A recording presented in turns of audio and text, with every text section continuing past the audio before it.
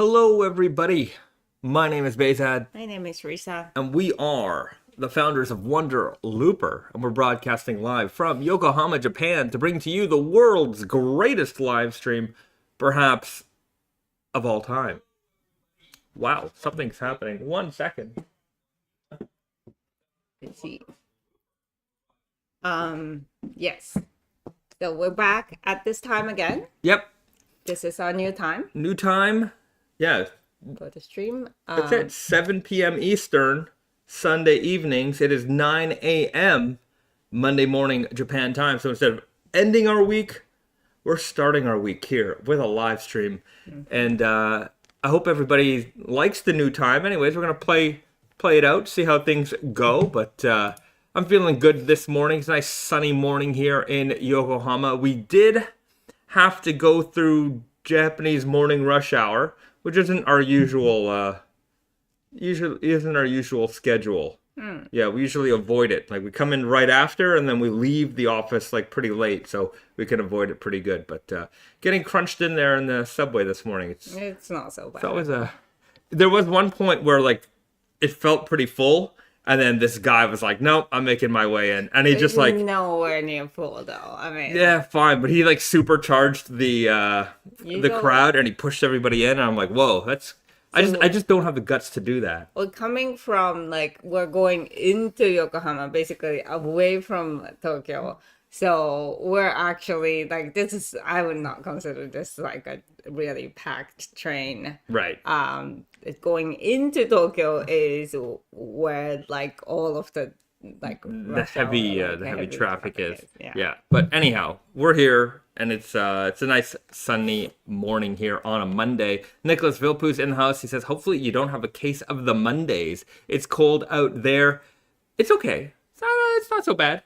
I'm doing okay. It's getting sunny. chilly, but you know what? It's like yesterday was a little rainy, so it's just like, cold and rainy. But today, it's sunny, cold but sunny.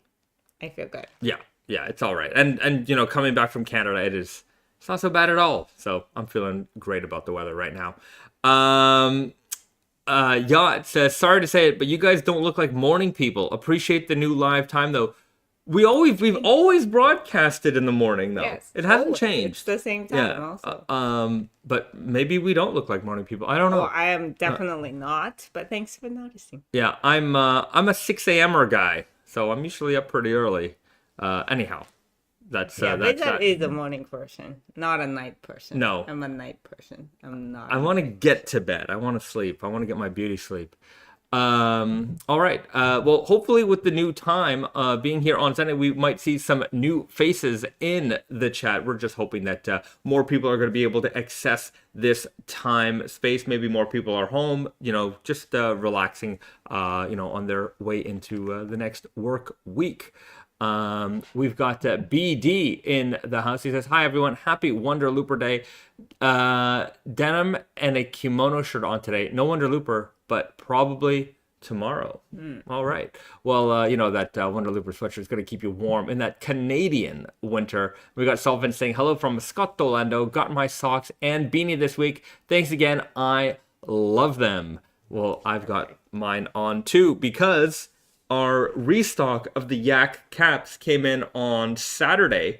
So if you missed it, we did replenish the website with the yak knit caps. These sold out last Monday for the initial batch, and then we got a restock just 2 days ago. So those went online on live, so you can get them now. Yeah, and on the back end, the Foxfibre 2 colors, I don't think it completely sold out. Didn't sell out, but it was getting low. We also got them replenished. So we're good for hats for another while. Yeah, so as it's getting colder out there, now's a good time to pick up one of these.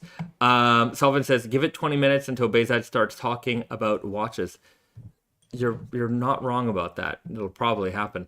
You can easily get me off on a random tangent here and there. Sullivan says, I see someone is selling a black Foxfibre on eBay for $600. What? Okay. Well, don't buy it. Yeah, do not buy it. They're coming back next year. Yeah, don't buy it. I'm gonna say don't buy it, and Yeah. that's it. Yeah. That is a weird thing to do. Look, That is a weird thing to do. I can understand you bought it. Maybe it's not the right size, or maybe whatever. You don't want to bother returning it, want to resell it. Fine, but like try it. But like you resell it for maybe the highest will be the same price. Yeah. Don't try to make Right. Maybe they're hoping for a best offer sort of situation. Yeah. Anyhow, all I can say is, yeah, this is not why. it's not why we do this. Yes. Yeah. It's I have to also say that, okay, so let's just recap some of the things that happened last week. So I can't believe it's only a week it's ago. been 1 week. It feels like a lifetime ago. The release. It does feel like a lifetime. Feels like a month ago. It just feels so long ago. Yeah. Because we've just been at it practically non-stop since the end of the last live stream until like minutes ago. We were just working as hard as we can to get everything out as much as possible. You can look at the warehouse here right now. You can see that many boxes have cleared up. The boxes were filling up that middle area. Right here, that's just socks. So, that was here last week before. But throughout the entire middle area here, we had boxes. Every one of these shelves were full. Now they're not empty, but they're getting pretty close. So we've just been packing and shipping as much as possible. It was basically a month's worth of orders all in one day, or like, day 1, day 2 of the release. So it's been busy. So with that, pick, pack, ship, customer service, a lot of customer service stuff. Combining orders, people bought on they bought a sweatshirt, then like, oh, maybe add a beanie. So adding all those things together. And then, of course, we did get a wave of just, with every release, there's always a wave of, damn you guys.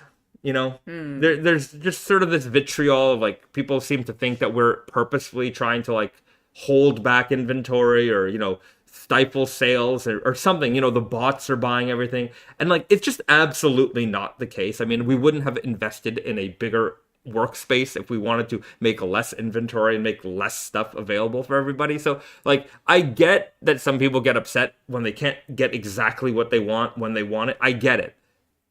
We totally get it, and we're always trying to improve it. And if you've been around with us, following us for as long as many of you have, then you know that every release, every batch, things are getting better. Double heavyweight tees used to just constantly be out of stock. Yeah. That's, they might go out of stock at this point, but they're usually replenished very quickly after the sellout happens. We have right? gotten better at it.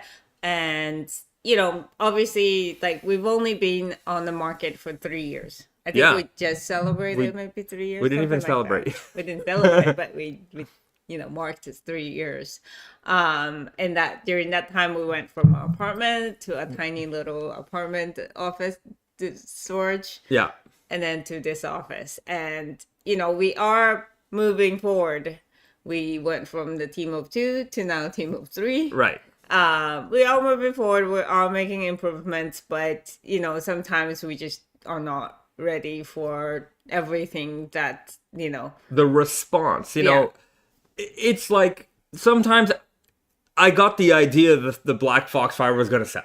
Like, we previewed it, everyone got excited about it. But you also have to understand we booked that a while ago. And like we booked that was an exclusive for Blue Owl. It was exclusive for us. And like the amount of inventory that we produced for that was like practically the same amount that we do for like a full run between us and like all of our retail partners for a Foxfibre sweatshirt. Like it's, and like this season, for example, like the Foxfibre sweatshirts, we had a nice initial release and then it slowly trickled down. Yeah. Right. And nothing sold out like in minutes. Right. We were better at planning it. And again, like, when we do something for the first time, it's not, we don't know the reaction when we book it. Like, we show the samples ahead of time and get a little bit of a reaction, but we just don't know how many new customers are paying attention to what we're doing from that point to like the actual release. So, I do admit that we did make way too little perhaps, but it was not intentional, obviously. Yeah. And it is also not the bots. Yeah, The there's no bots bots. don't care about us. Yeah, there's no bots. There's like, definitely somebody bots. said that there's somebody trying to sell one of our hoodies for more money on eBay. Okay, they're trying to. Are they gonna get that sold? I'm gonna say I doubt it. And especially, I'm telling everybody it's coming back. It's not like a pair of rare Nike sneakers where Right. one and You done. never know Right? we're ever gonna find it. Yeah. No, you're gonna be able to Next get year it again. there's gonna So be a bit. if you're mega desperate to have it now, okay, there's an option for you. But there will be another chance to get it. So, like, some people are like, I see a comment like, forget the haters. I get it, right? But I also just want to set expectations for people, because I know there's a lot of new people, and maybe there's a lot of new people to like buying drop based things, right? And like we do it as a drop because we want I don't want to just release it and then the people who really want it, I like people to be able to plan their purchases. It's going to come out on Exactly. this time, on this date. It is not a Right. small impulse purchase kind of, price point. We understand that. And we put a lot of effort into making these products. So we want you to be happy if you make that decision to buy it, which makes it, important for us to tell you about it ahead of time. Like, this is when it's dropping and you have, 2 weeks, 3 weeks to think about it. Really. Right. So it's sort of that. So look, I get it. Some people get upset. If you're watching, if you got upset, I understand. I sent everybody an email sort of explaining the situation. Like, I responded to everybody, and I would say most people were like, okay, like, I get it, fine. Like, I'll wait for the next one. Cool. Some people, they're like, forget it, I'm never shopping with you again. Fine. More room for other people. Like, to be fair, like, what I love when I love that threat. It's not really a threat, but it's like, I'm never shopping with you again. And then you look up their customer profile and they've never shopped with you ever. And I'm like, great. Like, I don't know. It's just somebody, sometimes it feels like people are like trying to get their like Pretty Woman moment on you. And I'm like, I don't know, what do you want me to do, man? But anyhow, I just want people to understand how this works and, to set your expectations. And we're not trying to hold anything back. I want you to get all the stuff you want. And, it's just a matter of figuring it out. We're not, a giant, we're not the Gap. I don't have 200,000 pieces in stock. It's not the way it is. But, we are a small niche community, as popular as our items can be.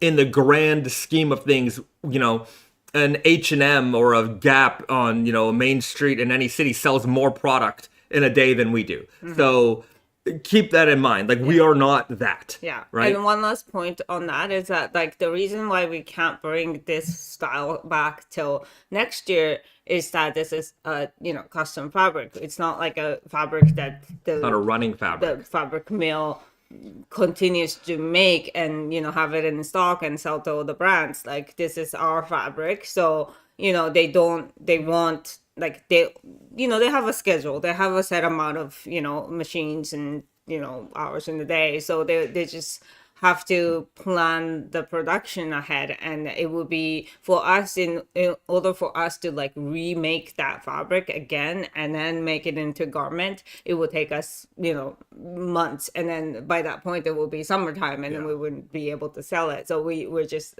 instead we're just waiting a whole year, and we'll be ready for the next year to release them again in proper amount. Yeah, even like immediately, like as we were even getting into the release, like we were checking with the mill, like, did you happen to make any extra fabric? Is there, because sometimes like we'll order X amount of fabric and it's almost never like exact.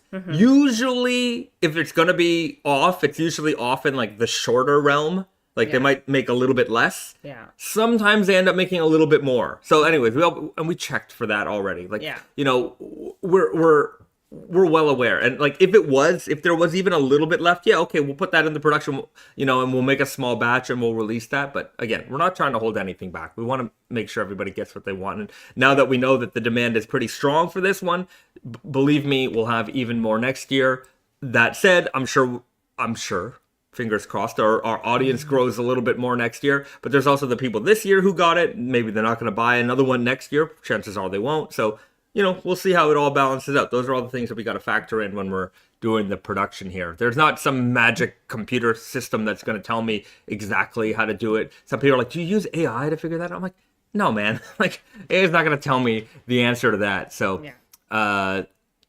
we're on it. Like we're constantly getting better there, and there's very little that we make that you're not going to be able to get, right? If you hang around, you're going to be able to get it. Mr. Wong Allen says the approach is fine. All of us have a chance. All of us have a chance to miss out. Over time, volume estimations will improve. Keep up the good work. You got it. That's exactly it. Sebastian Pill J says, I don't know there was a Wonder Looper leaderboard, end of year Wonder Looper Olympics. There is a leaderboard, interestingly enough. So if you share I don't actually know how this works, but in the chat there is a leaderboard. It says top fans. So XPs. Yeah, and maybe it has to do with likes and comments. So if you like and comment, you can work your way up the Wonder Looper leaderboard. Let's see how it goes. But yeah, hit the like button, everybody, if you haven't done so already. Okay, other things that happened this week. A lot of shipping. So if you placed an order between Monday, Tuesday, Wednesday, or maybe even Thursday, it's out the door. Yeah. If the only reason there's 2 or 3 reasons why it wouldn't be out the door. One is if there's a problem with your order. Right. I've contacted everybody, and I think I have like one order that somebody didn't respond to me yet, but maybe there was a question about it. Somebody orders like an extra large top, an extra small bottom. Sometimes I'm like, that doesn't look right. So I reach out to that customer. So there's that. There's if you ordered socks. So socks in size small in Iron, Mordant, and Coyote 80 haven't arrived yet. The Coyote 30 smalls have arrived. So if that was part of your order, we've already processed it, or we're in the middle of processing it. But the small 80 and Iron Mordant socks, if that was on your order, we haven't shipped those yet, but those are arriving today. So those socks are going to come in today. We're going to process as many of those orders out the door as we possibly can. I'm pretty sure we could clear everything out. Yeah. And then is there a embroidery? Yes. So there you go. I am trying to catch up. I am very behind, not gonna lie. Like this past week, from the Monday release, we had to have all hands on deck situation. So I wasn't really spending time doing embroideries. We were just kind of shipping everything out as fast as we can. And with the embroidery, I've been warning everybody about how long it's going to take. So I think everybody's aware. I'm doing my best. And I think this week I'm going to focus on catching up on that end. So yeah, me and Wyatt are going to be shipping machines. Right. Risa is going to be an embroidery machine. So we'll try to get everything cleared out as much as possible. So that's that on that front. And one thing to keep in mind, most shipments are clearing smoothly and perfectly, but usually I would say that in the past, maybe 1% of orders would get held up in customs. Now I'm saying it's more like 4 to 5% of orders are getting held up in customs. I think so. And then, so the FedEx is often kind of just reaching out to find out where like information about where it's manufactured and everything like that. I think it because they are really cracking down on the duties and all of that stuff, and I assume that they're kind of like doing a random picks. So it's kind of like at the airport, not every single person gets like a deep deep search, but if you look like me. But every few or 20, 30 whatever orders are getting kind of checked deep into that, which really is annoying we have like 700 orders to ship, but it is something that it's out of our control, and I respond to it as quickly as I can. But even if I like respond within like minutes of them asking, it is on their side to process the information. And to be perfectly like honest with you guys, like there has been like some shipments where they send me like 3 different emails about the same shipment, and it's not even like a weird shipment or huge shipment.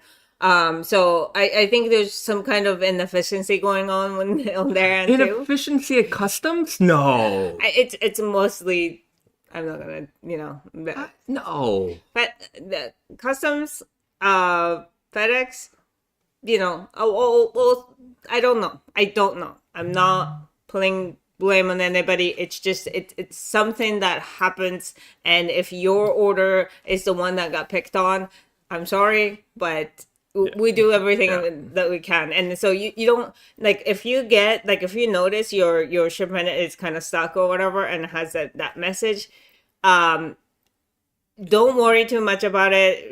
You don't really need to reach out, because we know about it. We are dealing with it. It just takes time for them to process that information. So just not too worried.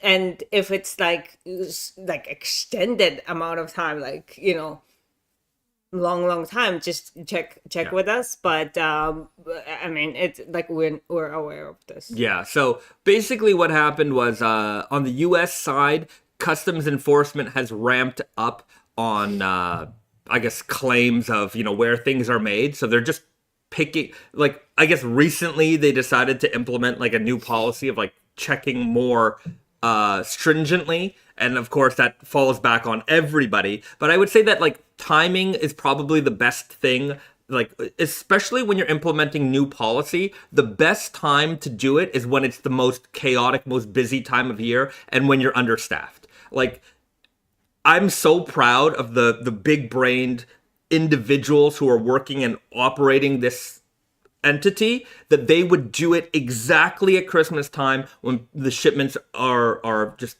overflowing. So thank you very much to all those smart, really smart, probably handsome and beautiful people out there who are working tirelessly to make sure that your packages are going through as smoothly as possible. So big thumbs up to you guys there. Thanks for the Christmas. Is this a Christmas wish? I think so. Yeah.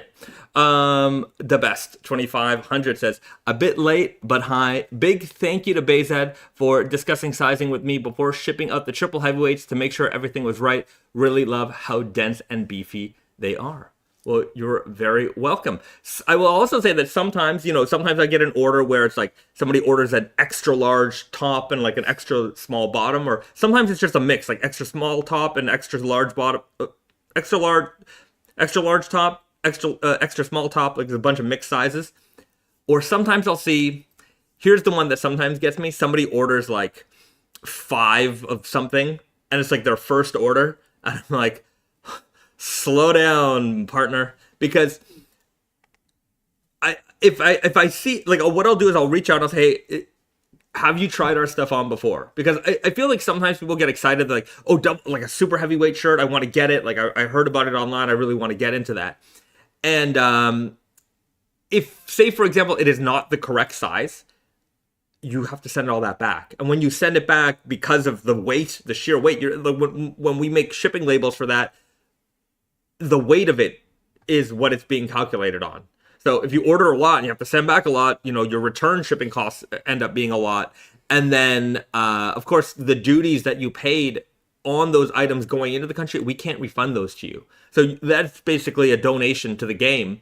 And you got to pay it again when you place your new order. So sometimes what I'll do is I'll say to the customer, maybe we should try one first, right? And then we'll send the rest later on. But just to dial things in. But certainly measurements are your best friend in these cases. But, sometimes people do everything they can. They measure and they still, they're still not sure. If you're in that case, don't buy a bulk. Don't buy 5 or 6 or 10 shirts. Buy one, try it. Buy one sweatshirt, try it. If it works, okay, we'll get the rest out to you. So that's another thing to worry about. There was somebody was asking, said they placed an order last week, and if there was a problem because they haven't got their order yet. Okay, so yeah, I think it was James who said that. He says Wednesday. So Wednesday to us it's technically Thursday, and so it's possible that we just haven't gotten around to it yet because it is a very busy time of the week. I feel like we processed almost everything that we could on from Thursday on Friday, but I'm not 100% sure. This is Monday morning here, so if we don't hear anything for maybe like in next 12 hours, and then if your order doesn't have embroidery or small socks, then maybe check with us. But if it's a small sock order, that's the reason why it hasn't the gone reason out. why, yeah. And I mean, if you have like if you're worried about like the progress of the order, just check the junk box as well, junk folder as well, because sometimes our emails go into there. Yes. Right. Yeah, if you can mark our emails as not junk, that will make sure that if we ever have to reach out to you, it's gonna go right in your inbox. Yeah. Okay.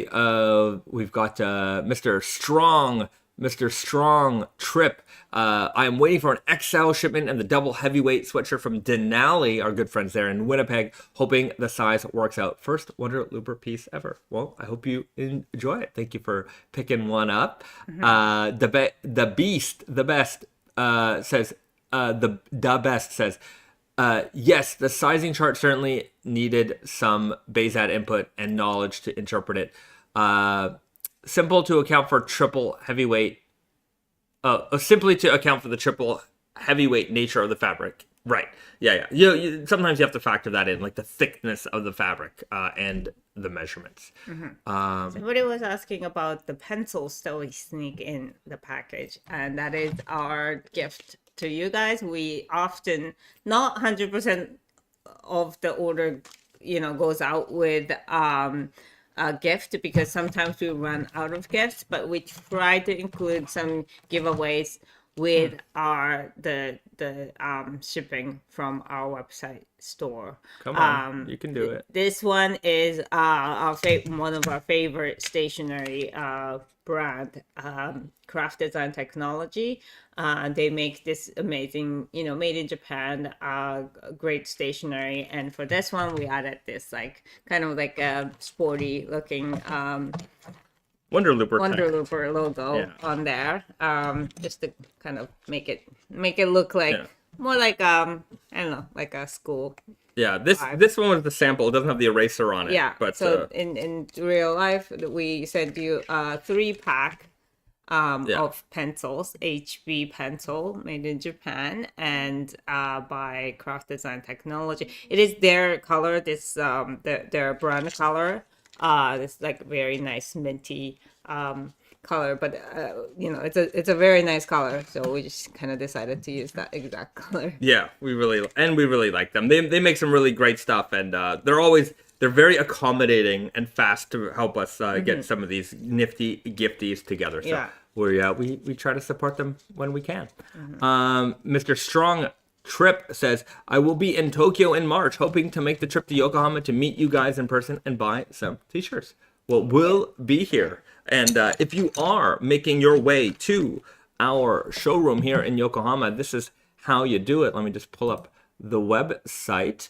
There we go. There we go. So if you are coming to Japan, just go to our website and schedule your visit. You just click right there, and you schedule your appointment. So usually you can do it a couple of weeks in advance, and you just pick your time and date, and you put your email, and we've got you. Yeah. So the last day to schedule is 2 days before. So like up to 48 hours prior, you can make an appointment, and we're generally available between 12 midday, 12 p.m. to 6 p.m. on Monday through Friday.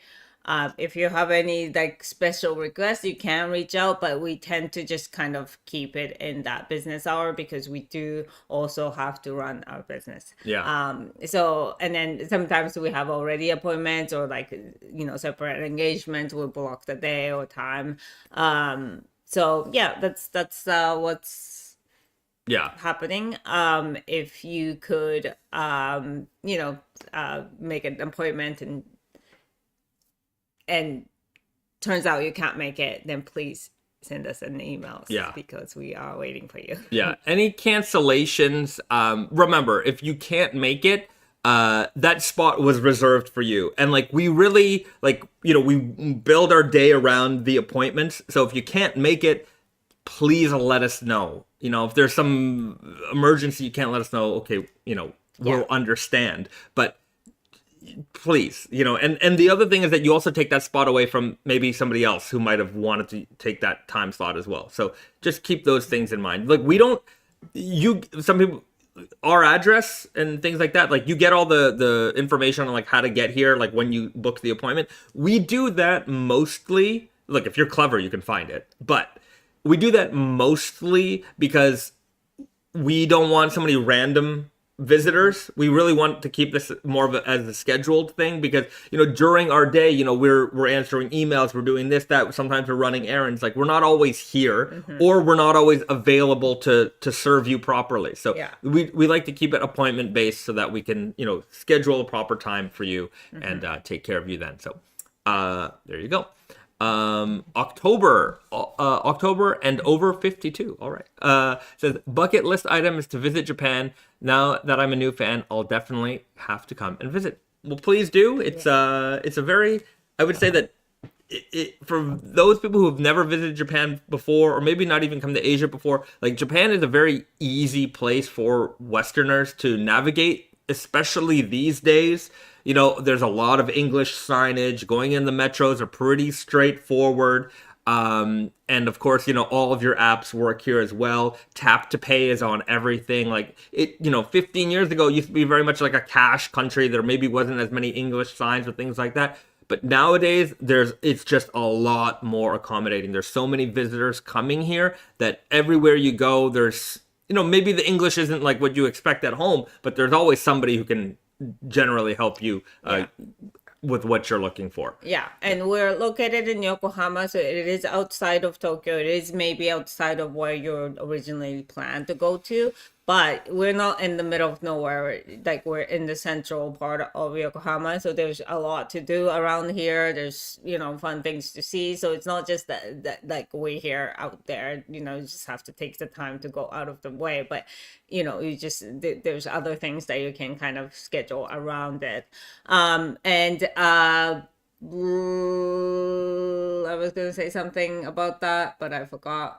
It's okay. Yeah, just getting to our office here in Yokohama from like central Tokyo, it's depending on where you are, but in most cases it's just a single train, like just a single line going from wherever you might be in Tokyo. It'll bring you here to Yokohama where we are. It takes about 40 minutes, 45 minutes, depending how how deep you are in Tokyo.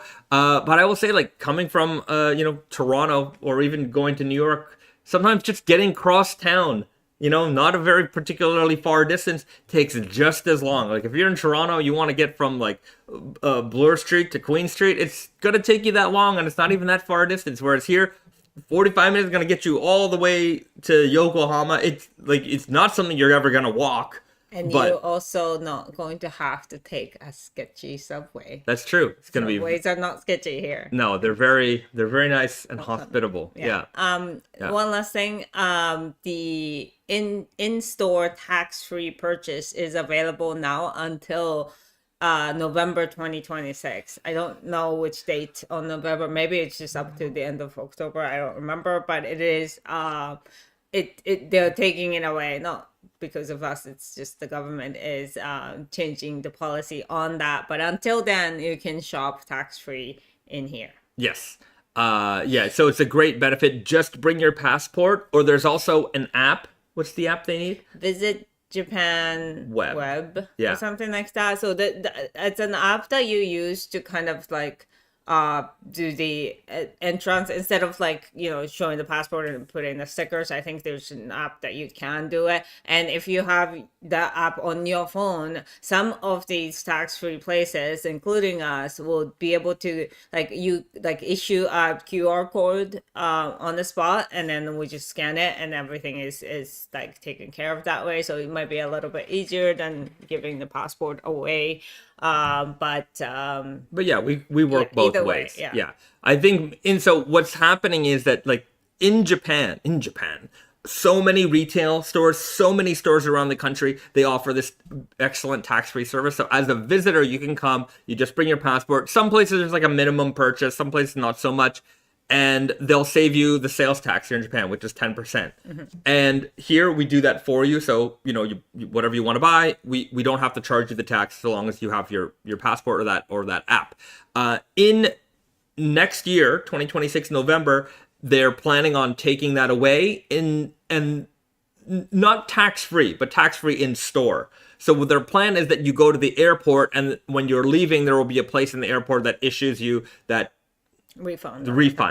Yeah. So how they're going to distribute that, I don't know. But something tells me that if they're gonna implement that policy at the airport, that they're gonna hire an army of people to make sure that gets done. I would say that maybe take an extra 30 minutes or an hour to get to the airport just to go through that, especially if you've been doing a lot of shopping. I think their hope is that enough people just don't do that. I don't know. Well, but yes, I mean, there's if you're just getting like, I don't know, 500 yen, is it worth it? Right. That's like $3.50 American. So I mean, it's a good question, and enough people are like, I don't care about $3. Then there's gonna be a lot of money left over in the government's pocket. So. Right. I'm not advocating for either, but like our price point is, a little bit higher than that. So unless you're just buying socks or whatever, you can get a decent amount of money back. So I would recommend it. When we find out more, like when they change the system, then we can give you more information. For now, in-store tax-free. Yes.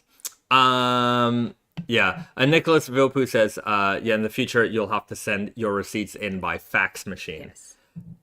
To be fair, every single convenience store has a fax machine. Yeah.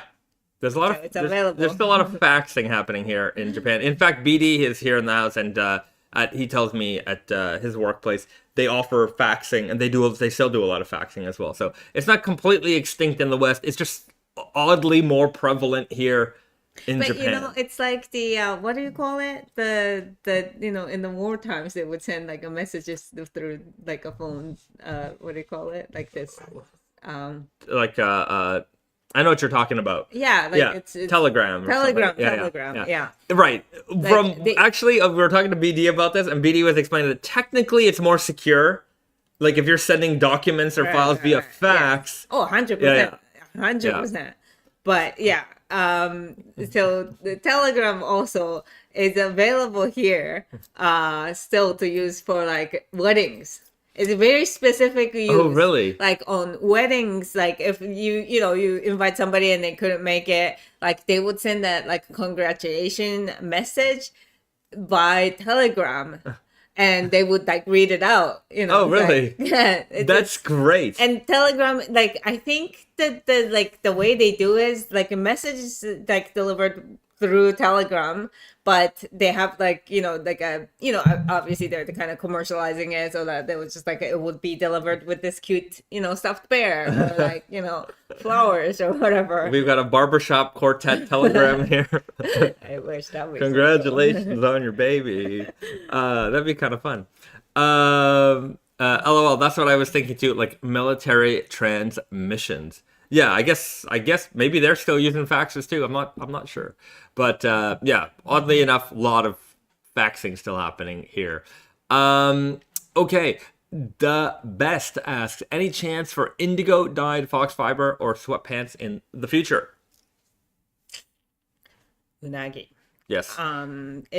We are planning on something with indigo and Foxfibre together. Yeah. Not necessarily dyeing Foxfibre in indigo, Yeah. but It's together. It's coming. So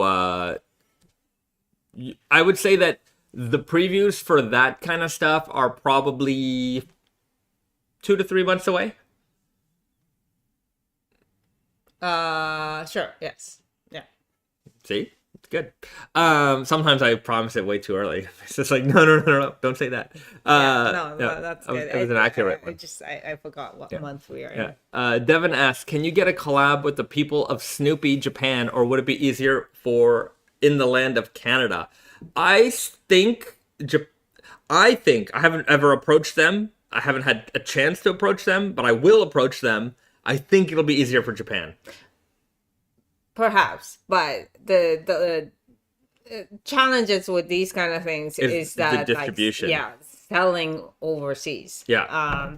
Because a lot of the times, like for instance, Japan license is held by Japan, but license to sell something to United States, maybe they're with the United States entity. Yeah. So when we did licensing with Dakin Famous for like, JoJo's or, Dragon Ball, things like that, we would get like territories. So certain ones, it would be like, okay, you could have North America and Europe and Asia, except for Japan, Taiwan, blah, blah, blah, blah, blah, blah, blah. So it really depends. So when we look into it, we'll see, like, if the licensor has the ability to license it, say, globally, or, then, it would make a lot more sense to us so that we can actually sell these things outwardly. If we only could have them in store, it could be an in-store exclusive, but I don't know if that makes sense, because you have to pay a royalty fee,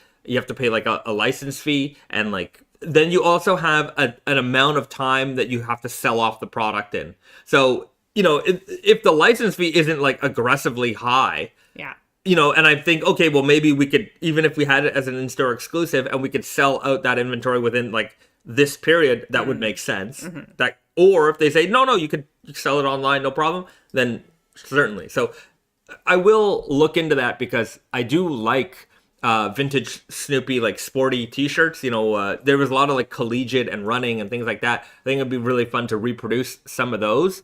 So I have that on the list. Okay, I just want to mention the best 2,500, 2-3 months away for indigo stuff. No, 2-3 months away to show off the samples, not the actual goods are going to be available. 2-3 months until we get the samples, and then from that point on, maybe 6 to 8 months until you get.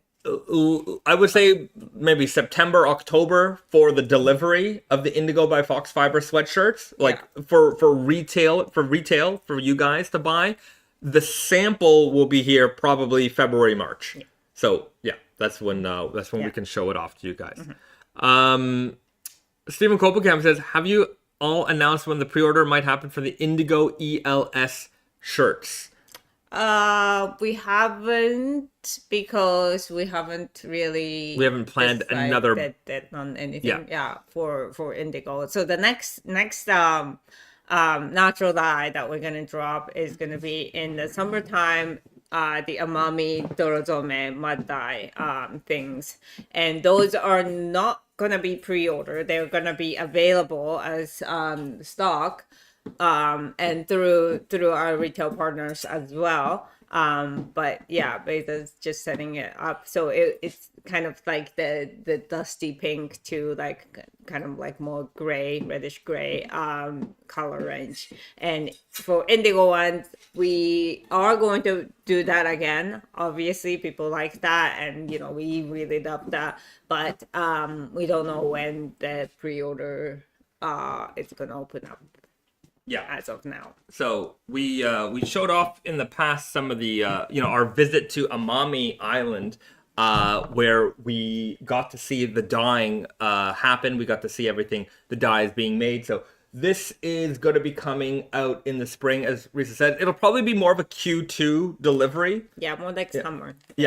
So just to recap, maybe some people haven't seen this one before, but this is our ELS recycled cotton slub t-shirt, naturally dyed with like a wood-based dye. So it's a tree that is local to the area in Japan, Southern Island. It's like a tropical island, and they create this beautiful reddish tone dye.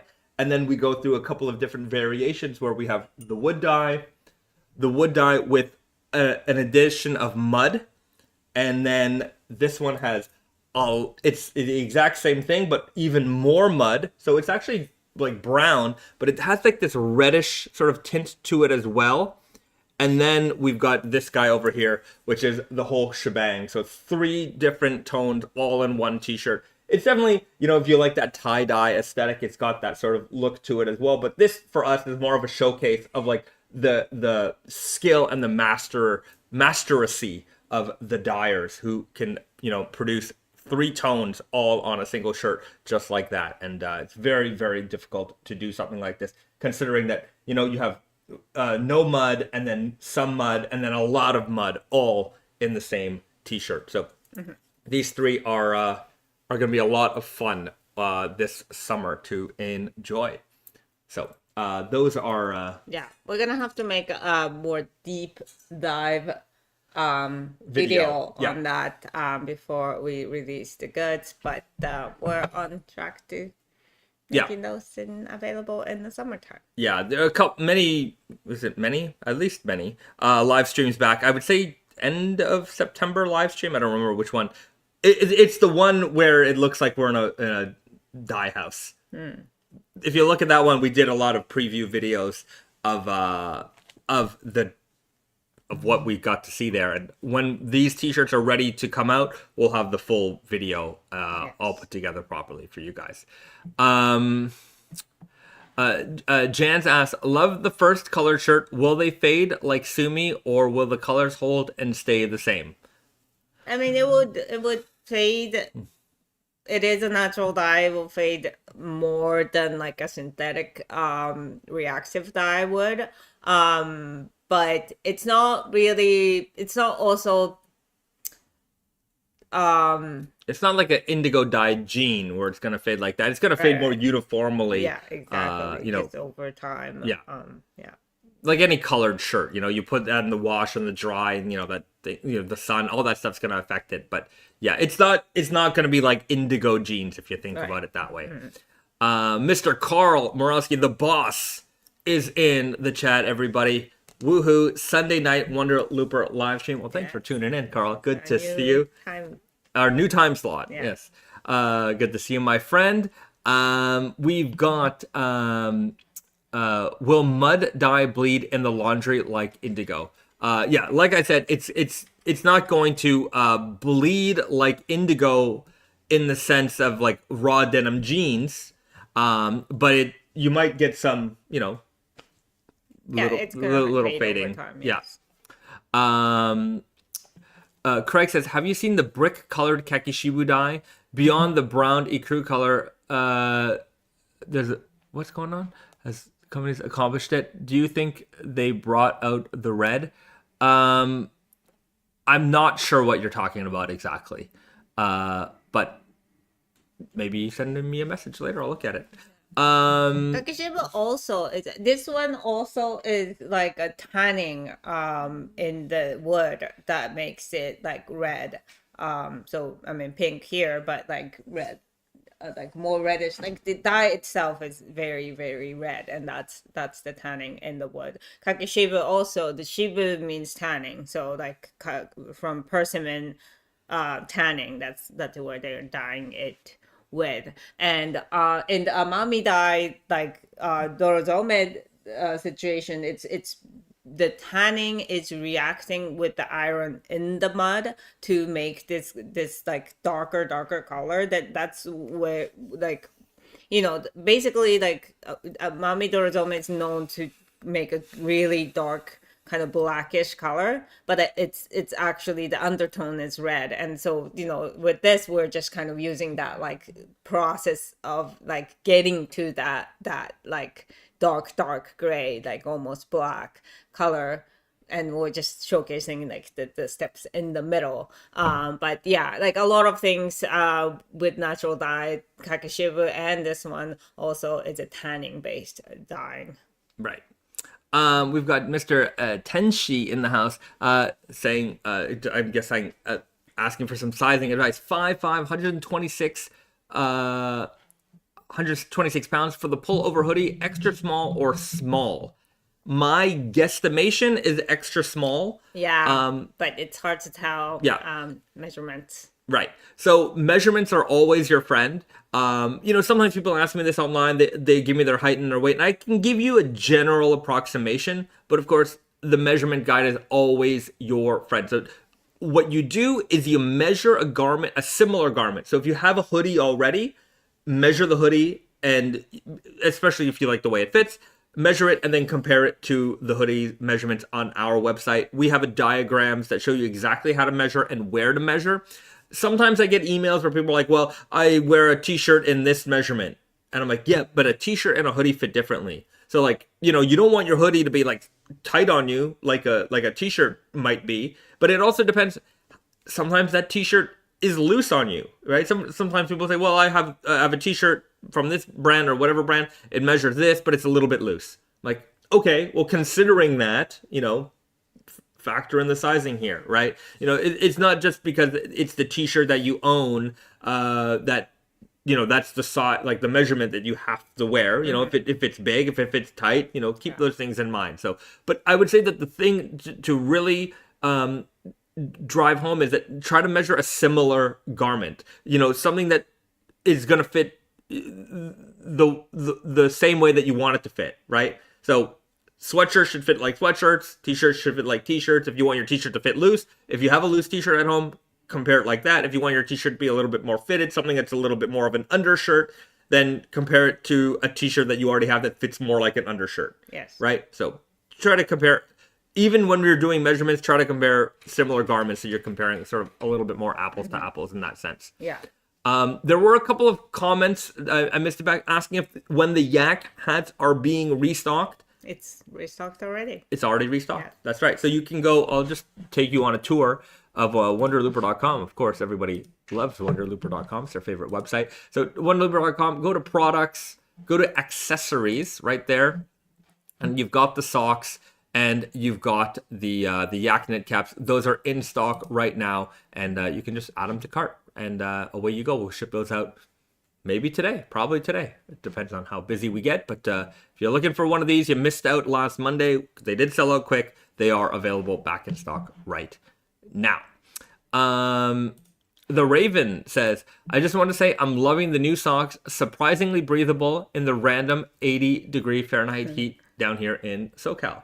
Yeah. So the socks are chunky, but very, very loosely knit. Yeah. It's it feels the hand knit kind of texture. So there is a lot of breathability, and it, obviously it's mostly cotton, and it's just it's a good like thick socks that's great for wearing at home, and also just if you're just kind of need that airflow in the socks, or if you need thick socks, sometimes to wear in your boots. So I've been enjoying them since we got them, and I think a lot of people are going to enjoy them as well. And Dominic asks, Hayes asks, will the socks be a mainstay? Yes. Yeah. But we will have more variety in the socks. We're not just gonna have like super chunky socks. We will have regular socks. We would have different colors, sporty socks and things like that. So more and more socks, and everything's gonna sort of tie into the materials that we use. Right. So that's sort of the basis on that. So maybe you've got enough t-shirts already, but you like the yarn that we're using in that t-shirt. Well, chances are that might show up in a sock. So it's that's sort of the idea there. Or a beanie, so that you can enjoy things in many different ways. You asked a very timely question. Oh? About Suvin Gold t-shirts. Oh, all right. Yes. Okay, so Seabeak, I see it right there. Seabeak says, will the Suvin Gold collab come in multiple colors? Any chance we can get a preview on the stream? Yes. Yes, indeed. It's right here. Oh, it's already it's lined up. Okay. It's lined up. We only showed our black sample in the past. So this is the Suvin Gold Tsuruyami t-shirt. that we're developing. They will be available next year. Yeah. But we're making this available on our website as well as the Redcast Heritage. Yeah. They're a great retail partners of ours, and they really specifically asked for Suvin Gold t-shirts. So we made it. And we made it happen. Yeah. It's like Ultimate Pima. It is an extra long staple variety in the top 1% of extra long staple varieties. This, I would say that Ultimate Pima, Suvin Gold, these are sort of the rivals. Yeah. There might be some other ones too, but they're just at the top of the top. And so it's 100% Suvin Gold. There's Suvin Cotton, which is the extra long staple, and then there's Suvin Gold, which is sort of like the baby cashmere of cashmere. Right. This is the longest of the long staple fiber. So yeah, so the Suvin Gold is like from the first and second flash of the crop. Yeah.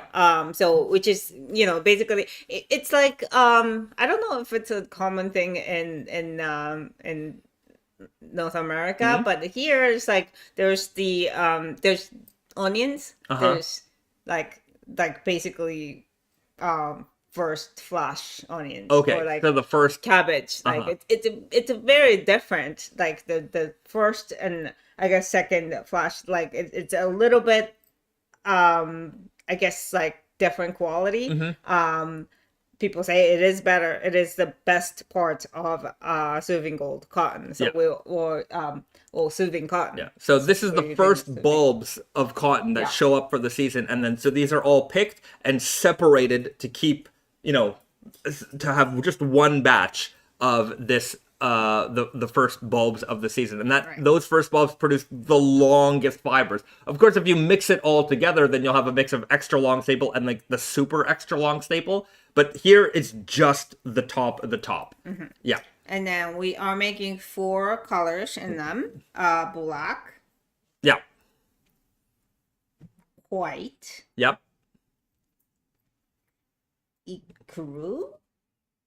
And ecru obviously is the unbleached, Undyed cotton. So you see the little seeds in them. And then we got the heather gray. Yeah. And Suvin Gold cotton comes from India, which is why we have this sort of Indian Sanskrit style tag design. And so it says made in Japan, and at the bottom it says Suriyami knit with Suvin Gold. And so a very, very handsome new label for us on these t-shirts. And so a lot of people might be wondering what is really the difference between like Ultimate Pima Tsuriyami t-shirt that we already have, we've been running for a few years, versus this Suvin Gold, because the property of the cotton is very similar. Long staple, luxurious cotton. We actually kind of, I think this is a very nerdy difference. They're similar, similar in cotton characteristics, similar in knitting, because we used Tsuriyami knitting machine for both fabrics. But the touch is different. Though the weight isn't that different. The Suvin Gold is slightly heavier than Ultimate Pima. 220 GSM? I think 240? It's close to 240, 238, 240-ish. And Ultimate Pima is like 200. So it's slightly heavier, and you can definitely feel the difference. It is heavier, but it's not like a heavyweight, like super heavyweight. Double heavyweight is 409 GSM. So it's definitely not that level. And the difference I feel is in that little bit of a weight difference, but also the touch. Yeah. There's a little bit of a touch difference here. And like, it's going to be hard to like obviously show it on camera, but if you own both, you're going to feel them. You're like, they're both soft and comfortable in their own little ways, but it's sort of like the niche of like, preparing like a very fine steak one way or preparing it differently. They're both excellent. And it's like, which one's better? It's just like, I'm neither one is better. They're both fantastic. Or like, I would like equate to like, similar like wine, like there is definitely there's a different flavor profile to it. Yes. And it's not, it's like you would categorize these in the same category of like, wine, if it was wine. definitely. But between that, there is a difference. You can tell the difference. So I think it's a very interesting kind of experimental thing where like we basically made on the paper it's very similar t-shirts, and I would say even on the they're going to be very similar. yes, But there is a difference. Yeah, it's a very nerdy look. No one's gonna be like, oh, I like Ultimate Pima all the way or Suvin Gold all the way. Like most people would be like, oh, these are both very nice t-shirts, and maybe a little redundant, but you know what? it is certainly different than that. We're certainly happy to have it Yeah. and use it. If there's a fine or interesting material to use, I'm more than happy to explore it and use it and see what we can do with it. So we'll have another extra long staple, super extra long staple, cotton variety, rare Suriyami knit t-shirt available soon. And somebody was asking, like, what's the difference between that and Sea Island? Or like, how do they stack up against Sea Island? Sea Island cotton is like the DNA of all the extra long staple cottons. So whether it's Suvin Gold or Giza cotton or Ultimate Pima, there is a Sea Island DNA in all of them. That is the mother that created all of the extra long staple varieties. How those varieties were then cultivated and developed into their own varieties later on are all different, and they are all based on like the environments that they grow in, but they all have the DNA of Sea Island cotton in them. Yeah. And just to make it kind of more confusing, we also did add 2 more colors in Ultimate Pima, because our Ultimate Pima 3M t-shirts, we've been only running black and white for a long time.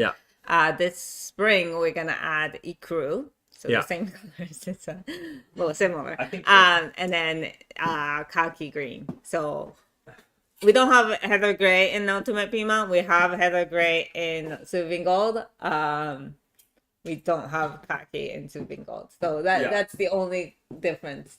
That's So Ultimate Pima, the tag will change, but and then the Suvin Gold. So they are slightly. I would say the texture on the Suvin Gold is a little bit more, but that's also might be because it is a little bit heavier. But I also find that the Ultimate Pima, like color is a little bit more like pinkish rather than yellowish. Very subtle difference. And it might also be because of the texture difference that I'm seeing the difference in color, but it just comes out a little bit more like.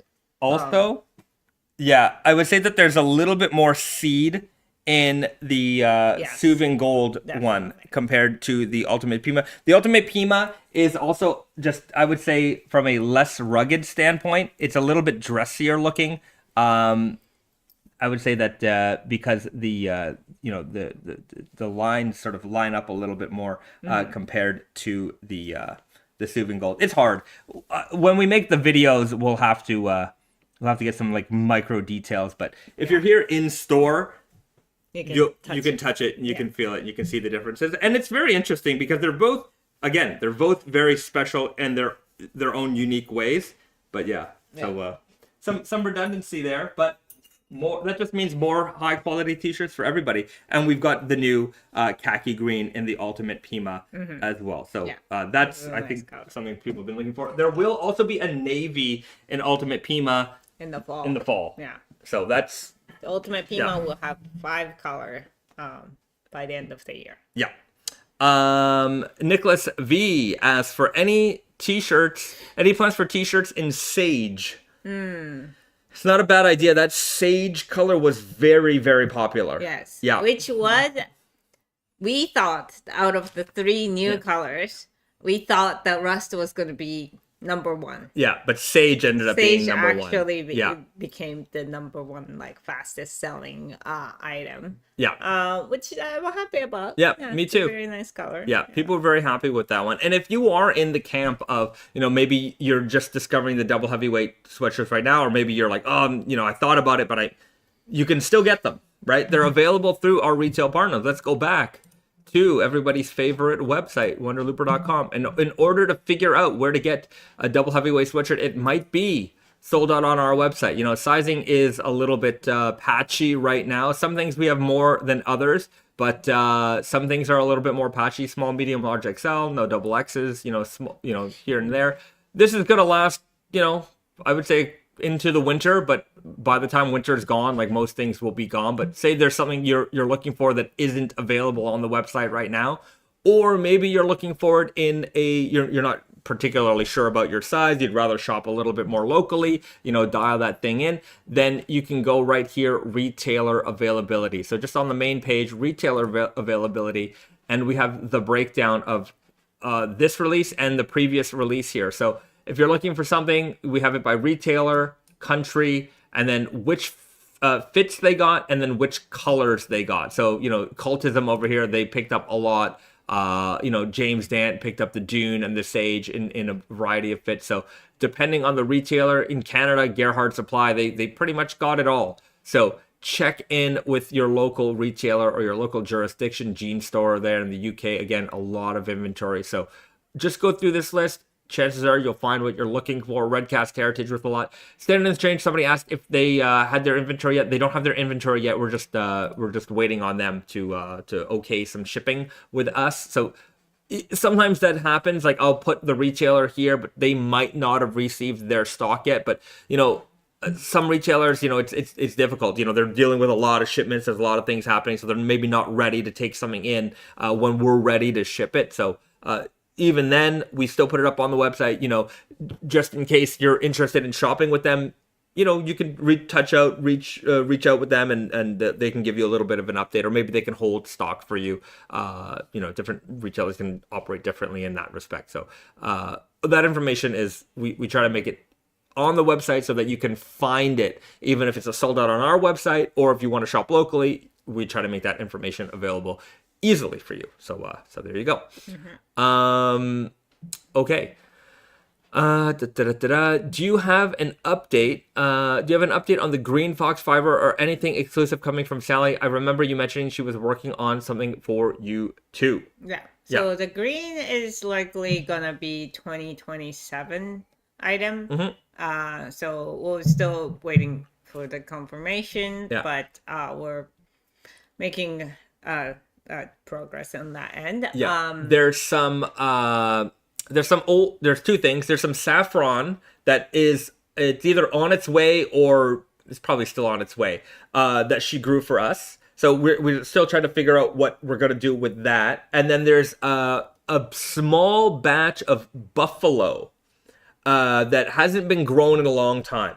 And I know that the mill is just holding on to that for us. The thing with that one, there just wasn't a lot of it. So I think what we're going to end up doing with that is maybe making some accessories or either blending it down. The problem is with the buffalo is like that's going to be a one and done. Like when that's gone, it's gone. So there's a few things in there that we can do something with. Yes. Yeah. So we're on it. It's just, of course, we're moving at the speed of, you know, cotton growth. So we just also have to be very like aware. Like for instance, like saffron, it's a you know, great variety. It's, you know, it is a slightly different color. It's a little bit more like red, and then especially if you boil it, like you like the color comes out very you know, more vibrant, more saturated. It's great, but it's also a very different price point from like, you know, something like Coyote that they're like making, you know, they've been making for a while. They've been doing it in bulk. So it is a very special project for us. You know, it's just things that we need to plan with what is the right like product and what is the right amount. So the execution needs to be kind of drilled down a little bit more. That's what's taking some time, but we also are not abandoning those ships. Like we're actively working on it.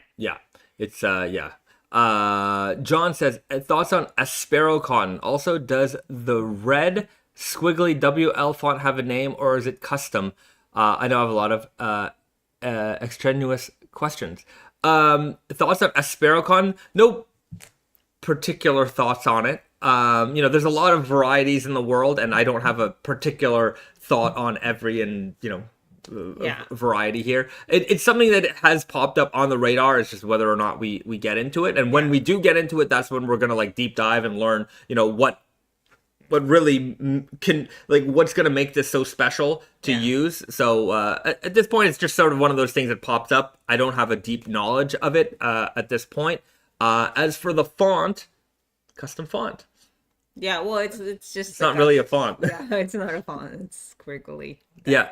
So basically, the squiggly WL font comes from like Risa actually like doing the first chain stitch embroideries of what became the Wonder Looper logo. So as Risa was learning, chain stitch embroidery, was sort of early in her days. She just chain stitched out Wonder Looper, and it looked so good. And we're like, there you go, that's our logo. Like, so it's kind of janky. It's not like a refined font or anything like that. There's no font to it. Like, there's no you can't type it out. Like, it's literally she embroidered that. So that's what you see in the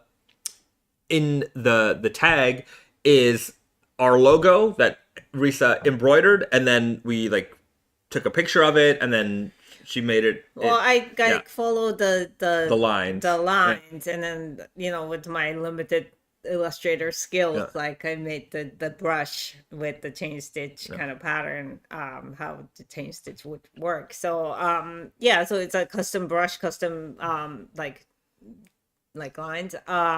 And it is a jank. Yeah. And maybe at some point you will refine and we'll have a professional refine that for us. But for now, it's fine. I kind of like it the way it is. Yeah. But it's homemade. Okay. Have you thought about using hemp in any future products? Yes, I mean we've thought about it. Definitely thought about it. It's hemp, linen, those sort of things. I'm not sure where like the knitwear for me. Knitwear application for like hemp and linen, I don't know. I feel like cotton really covers it. And I find that those are better in wovens than they are in knits.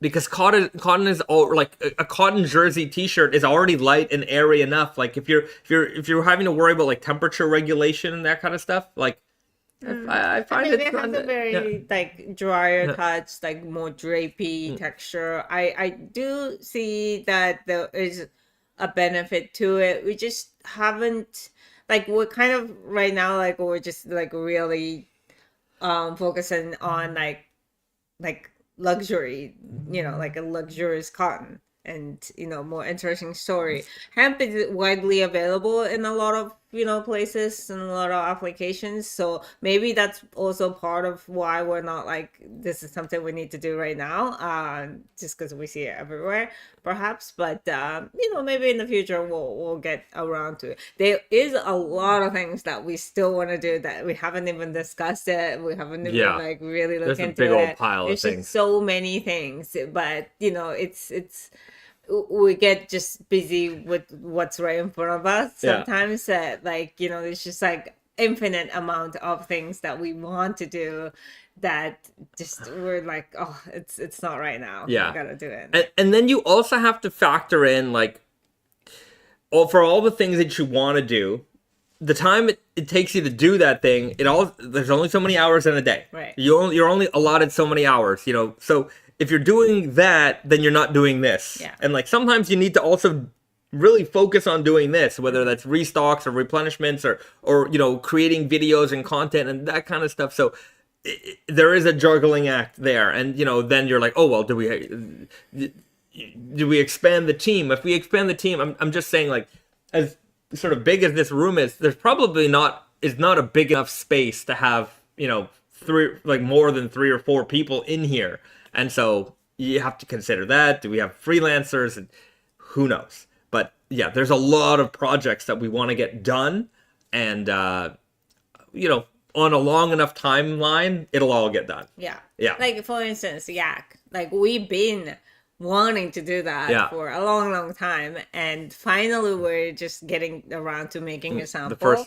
for the fall 2026 collection, and that's also like just kind of like sliding in at the Yeah. end basically. So it might be like a later release for the season, but either way, it's just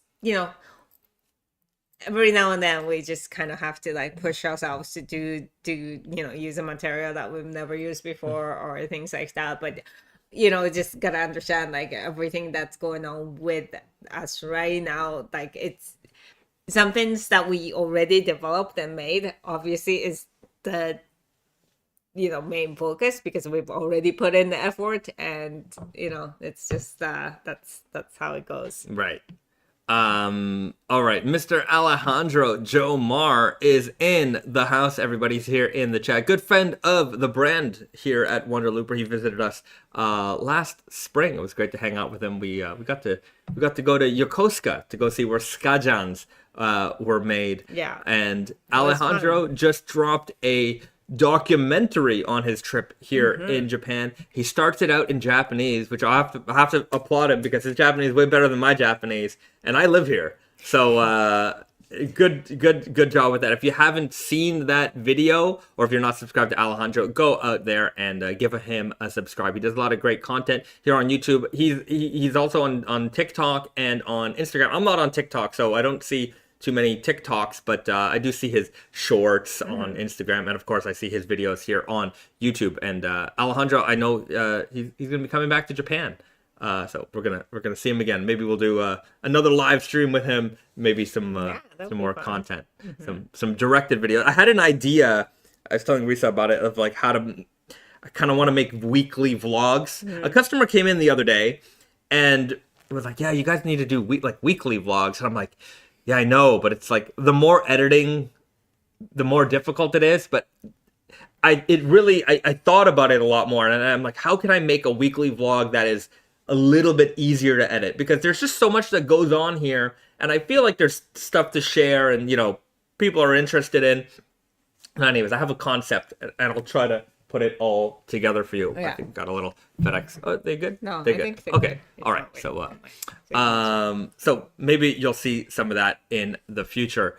DC at Rainbow Jeans, my friend Daniel over there at Over the Rainbow in Toronto, Canada, the oldest existing denim shop in all of Canada. I love these people. Want to see those rainbow sweatshirts make a cameo in the live streams one day. Love seeing you guys. Yes, when we were in Toronto, we got to go see Mr. Daniel. He's the proprietor of Over the Rainbow there in Toronto, and he gave us some very nice Over the Rainbow sweatshirts with their classic old school logo, which I love. Yeah. And if you're from Toronto or been in the Toronto area, their old location used to be right in Yorkville, and they had this old school sign, and their old shop is great. I really love their new shop is beautiful, but I have a lot of nostalgia for their old shop, and he gifted us some beautiful sweatshirts, which we've been wearing. So thank you very much, Daniel, and we'll see you next time we're in Toronto land, which I think next time we will be back in the summer.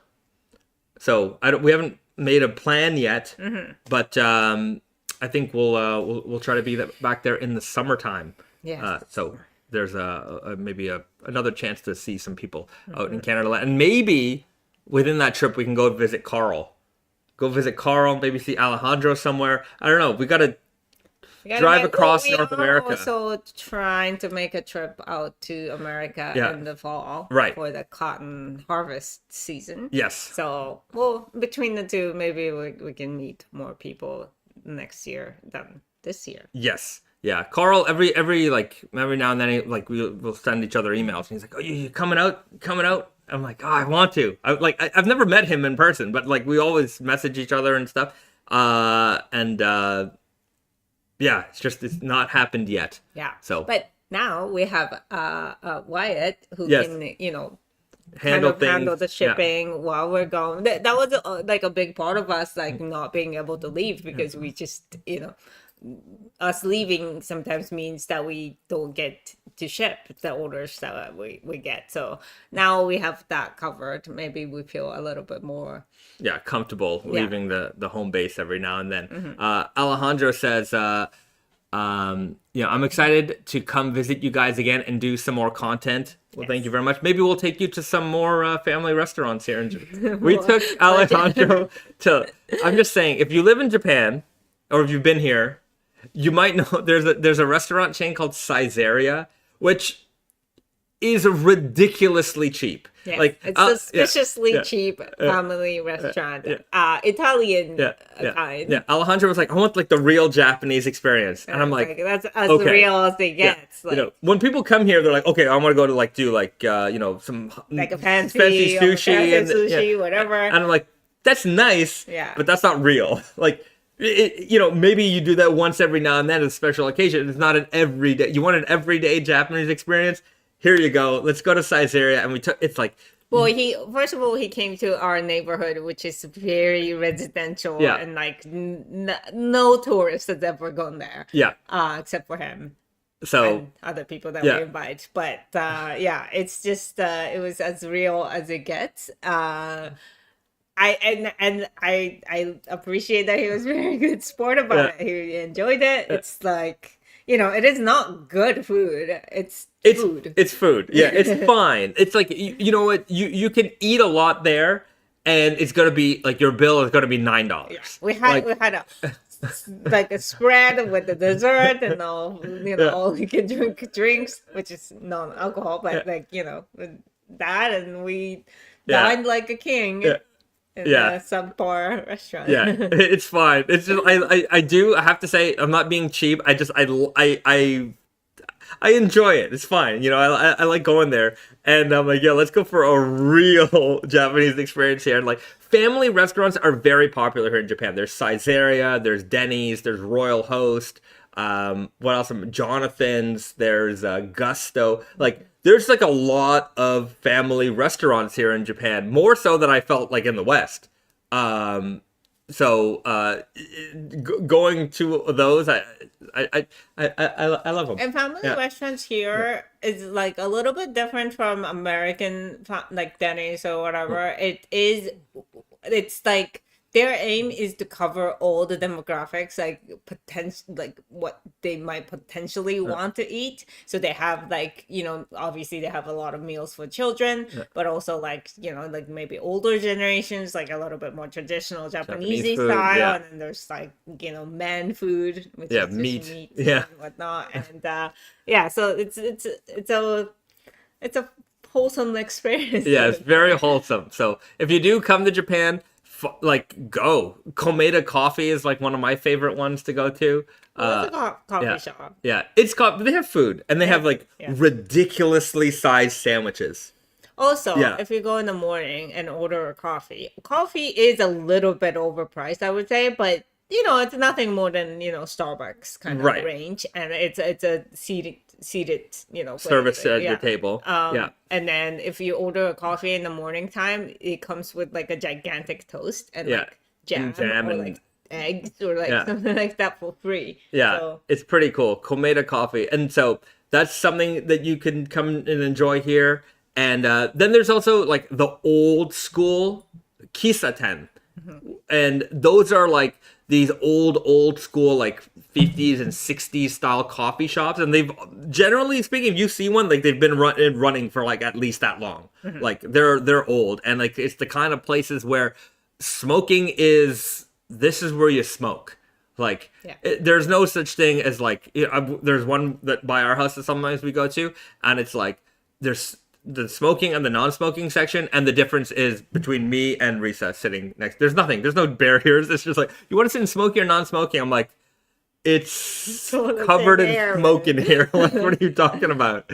And it's fine. I love going to those places because like, I don't smoke. Actually, I've never even smoked a cigarette before in my whole life. Nothing, never. And but I like it because it's sort of just, I also grew up at a time where those things existed, so there's a sort of nostalgia for those things. And I would say that personally, the smell of smoke in moderation, I kind of like it, the smell of it. So it's a manly smell. Yeah. But yeah, they're like, old school, not very expensive, just proper, good coffee. Yeah. We took Alejandro there. Yeah. They also have like, just like desserts, like waffles or coffee jelly or like, pudding, like those kind of things. And it's just cute. Very nice place to go. So Kisaten, you want to look, if you're coming to Japan, look up for Kisaten. They're everywhere. Or try a family restaurant while you're here. You'd be surprised. Like, not every meal you come to Japan has to be some, traditional Japanese meal. Try out the stuff that, people here also enjoy. And they do enjoy a good family restaurant. You know what's funny? Because, like, we sell relatively high-end, sweatshirts and T-shirts. Like, it's very much, like, quality-wise, close to the top. We'll aim that way anyways, and the price point wise it comes with it. Yet our personal recommendations for like restaurants and eating places are like literally just, I like cheap. And then it's like, when people come here, like, do you have any recommendation? Like, yeah, go to Chinatown. Like, I'm like, go eat, like, it's, again, there's really fancy restaurants in Chinatown, but there's also just like regular price stuff, but it's so good. Like, there's just something I love about like eating good, cheap food. Yeah, exactly. Because, you would expect the good food from expensive restaurants, and we're not like foodies, so we can't like recommend like really the best quality, like, Michelin rated restaurants and stuff, because we don't go there. But we keep it real. Like our recommendations are based off of like our daily lives, so just living like normal people. Sometimes. Alejandro, the one you took to me was so good. Yeah, that was our local Kisa 10. And Steven Kopelcam says, I watched Alejandro's dog thinking, I know all this, but it'll kill some time. But I did learn some stuff I didn't know. And even if I didn't watch, Alejandro being so excited about it all was so fun. Yeah, Alejandro, he was very well prepared for his first Japan trip, his first Asia trip. And it was great to, get to know him. Before that, I had met him, here and there at some events, and maybe messaged him here and there. But coming here, we got to really know each other great, and it was really nice to have him here. So I do enjoy. I encourage everybody, you guys, the whole audience, everybody, to come to Japan. You'll have a great time. Shiba Speed says, save on food, spend it all at Wonder Looper. Balance. Okay. We've got Mitch. My honeycomb Henley just came in. I'm absolutely in love with it. It feels like armor. I live in Denver and strangely is warm right now, but anytime it's mildly cold, I use it as an excuse to wear it. Well, there you go. I wore my Henley yesterday. It's like, the temperatures here are getting chilly, not too freezing yet, but I've been enjoying it a lot. And, I did mention it before that, when we're sort of in like heavy shipping times, like I wear that Henley a lot because, number one, it's thick and tough. And, but sometimes I feel like when I'm wearing a hoodie and I'm doing a lot of like, it's not as bulky. For the warmth that you get, it is very compact. Exactly it. It's pretty dense. So, like, I use it for layering. Like, if you wear, like, that cashmere blend Henley and a hoodie, which easily you can do because it's not that thick, the inside layer, you're covered. Like, you feel like you have a, like a jacket on, basically. So, it's a good layering piece, good piece around, inside, maybe interior, moving around, doesn't add bulk, but keeps you warm. That's right.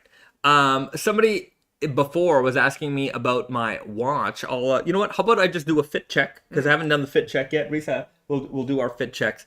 So top to bottom, we've got the Wonder Looper Yak knit caps, which are back in stock right now. Very comfy, very cozy. You can feel the warmth here. I'm really enjoying it. Plus, if it's not a good hair day, put on a beanie. But so you were, just to sidetrack, you were wearing the Fox 80 cap for a while. Yes. This is warmer. Temple. This one's definitely warmer. I would say that, like, if you're in a region where it doesn't get like super cold and you like wearing beanies, the 100% cotton, well, the Fox ones are not 100, they're like 96.4, something. Anyhow, whatever the blend is, there's a little bit of nylon so it like stays affixed to your head.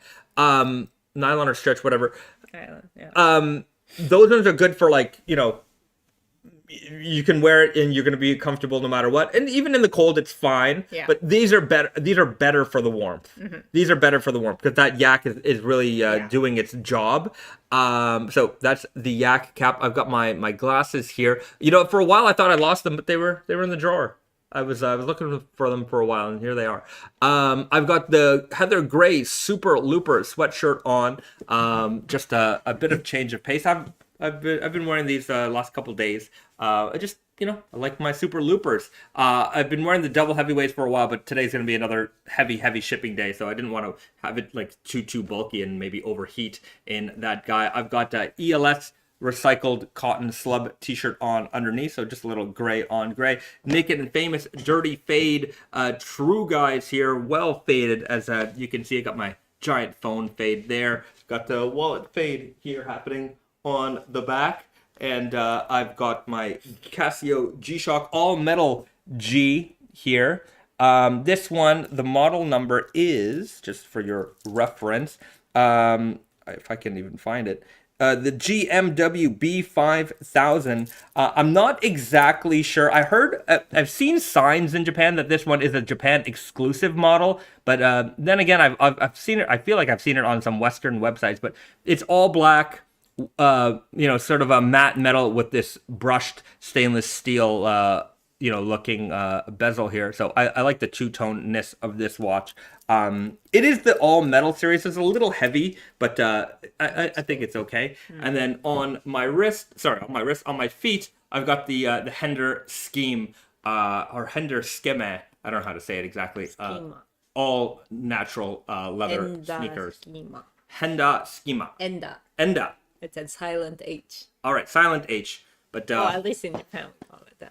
These you can get them. You can find these in Japan, but I think Blue Owl also carries these over in Seattle. So just a great sneaker. I had to get them resold. At this point, I guess a while ago. But I find that is not so grippy, so it's a little slippy on me. But anyhow, that's my outfit today. I noticed that Bezet was wearing Super Looper today, so I kind of matched it without matching it completely. I got my black, semi-black Super Looper.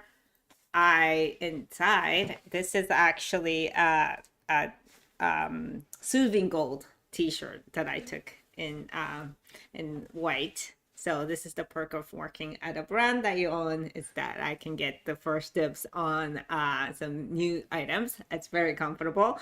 On the bottom, I have the Naked and Famous dark canvas Selvedge pants, classic fit from a while ago. And then I got on the foot, I got my black Yucatan boots. Yeah. So, that's it. Yeah, very nice. Any cool wrist accessories? Oh yes, this one. Well, I have my hair tie for my hair, but I also got this Northworks. You guys know that I love Northworks. They make a lot of cool accessories from old like coins. So this is like a Morgan dollar coin turned into like these kind of little clasp for the shell bracelet. I just thought it was really, really cool. This one actually is a custom thing because they were doing like a in-store event where like they take pre-orders, and I was just like, they were taking pre-orders on things that was available there. They had like this material and necklace, but they didn't have it in the bracelet. So I was just like, can you make it in bracelet? And they did. So yeah. I think this could be one of one. Yeah. So just to give you guys, so this brand, it's a Japanese brand here, and I think it's a one-man brand. I'm not sure. But they do a lot of great accessories, and like Risa said, they make everything using like old American coins. I wish you could see it here, but that's a similar item to what you have. And their prices are good. Like that's only 5,000 yen for that bracelet. I think that's a pretty good deal. And then let's see, they have like really nice rings too. Like you have this one, for example, and you can see that they took the coin and they turned it into a pretty cool looking ring there. So yeah, It's all those silver, real silver jewelry made out of old American coins. Yeah. Yeah. I really like this brand. So check it out when you're here in Japan, or maybe they ship internationally. They have a web store. No affiliation. We just like them. We just like them. Yeah. So there you have it. Okay. The Raven says, it's always so funny when you guys show off your shoes due to the angle you both go in. I just don't know how else to do it. Yeah, it's just tough. But yeah, maybe when I do like those weekly vlogs, like we'll have a proper, Perhaps. here's my outfit today sort of look there. Yeah, I'll get to that. That's on the 2026 things to do. Make proper vlogs for the internet. Do you guys have any plans on experimenting with new knit styles? Obviously, you did waffle honeycomb. Just curious. Not opposed to it. It's again. One thing we are like kind of wanting to work on this year is the tank tops. Yes. So some like ribbing style products. Yeah, I think tank tops would be definitely some of the inner layers. It would be good to make it out of not jersey but the rib material. Yeah. So it would kind of like fit and have a lot of stretch built in. So yeah, perhaps that the wife respecters, as we will call them. Yeah, because what do? We respect our wives. It's just like it's a funny word, but tank top would also be. Tank top's fine, but wife respecter is better. I want to change the word. I want that. We're changing it. Okay. The Raven says, quick question: is it okay to wash my Wonder Looper socks with other socks, or should I treat them like a sweater? Throw them in. Regular wash. Yes. Yeah. Sorry, I blanked out for a minute. Yeah, yes, you can wash it's socks. Yeah. Yeah. No problem. Okay. Alejandro asks, any more colors coming in the triple heavyweight? It's a good question, actually.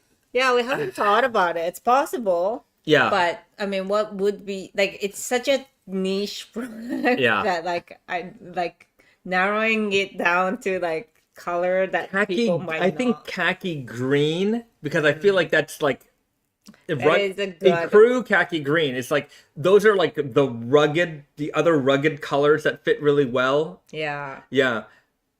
That's where I would But land. everything is ecru Right. and khaki Bingo. green. Our entire like color line is gonna be the same it's colors for very, everything. Like I don't know. I don't see that in red. I don't see us doing like a red one, or I don't know. Even like blue or something like it. Just I just don't want to alienate anybody. Yeah. Yeah. I'm not sure, but I would say if and when we do it, the first ones are probably going to be ecru and khaki green. Perhaps. Yeah. Perhaps. Okay. We got a question. Do you guys talk to tailors and dry cleaners for feedback on your products as a part of your product development process? Do we talk to tailors? Our pattern maker is our tailor.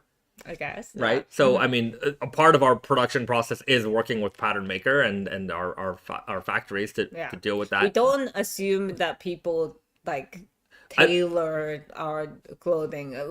Our aim is to have a very neutral, like kind of everybody would be okay with kind of fits, that it doesn't need like tailoring. Yeah, I would say that that's sort of the beauty of knitwear, is that like the flexibility of fit is like much better than wovens, because wovens should, trousers need to fit like trousers need to fit, but sweatshirts are such an open thing in terms of like the way they fit. Built in, and also if they're relaxed, it's fine. If they're a little fitted, it's fine. It's also casual wear, yeah, like extreme casual wear. Yeah, so it doesn't need like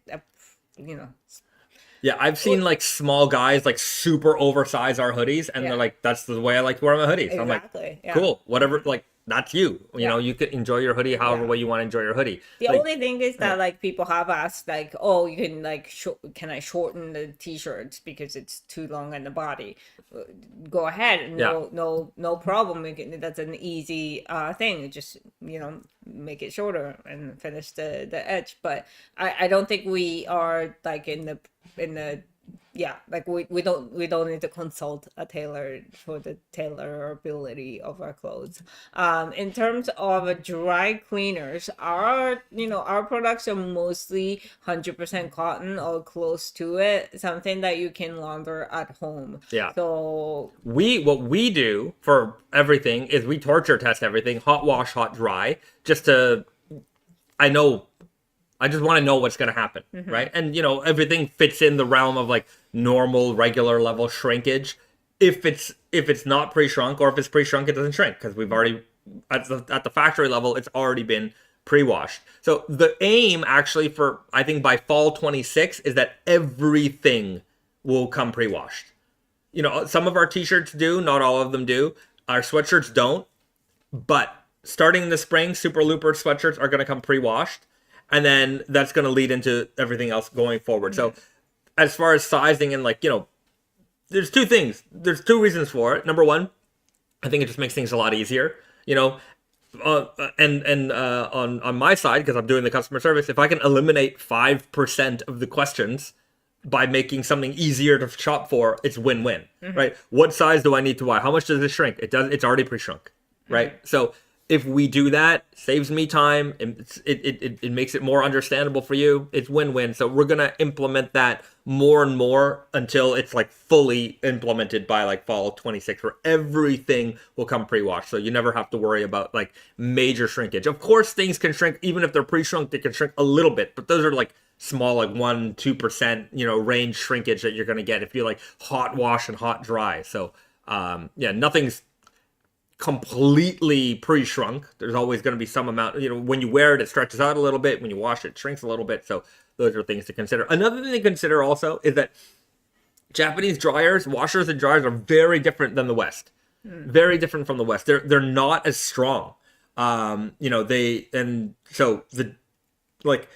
the dryers especially, they take a lot longer to dry.